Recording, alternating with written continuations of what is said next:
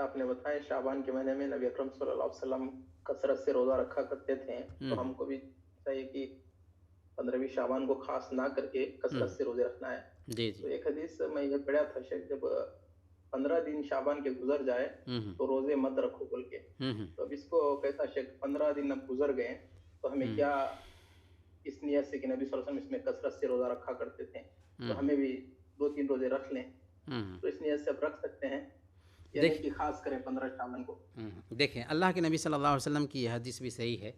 اذا انتصف شعبان فلا تصوموا، کہ جب نصف شعبان ہو جائے، شعبان کا پہلا حصہ گزر جائے تو روزہ مت رکھو، صحیح حدیث ہے۔ دوسری طرف ایک اور حدیث ہے کہ تم میں سے ایک آدمی، صحیح بخاری اور مسلم کی یہ حدیث ہے کہ تم میں سے ایک آدمی رمضان سے 1 دن اور 2 دن پہلے روزہ نہ رکھے۔ تو ظاہر میں کیا لگتا ہے کہ ادھر کہا گیا ہے کہ رمضان سے 1 دن اور 2 دن پہلے روزہ نہ رکھے، اور ادھر کہا جاتا ہے کہ آدھا شعبان ہو جائے تو روزہ مت رکھو۔ تو ظاہر میں اگر تعارض دکھ رہا ہونا تو اس میں جمع کرنے کی شکل پیدا کی جاتی ہے۔ تو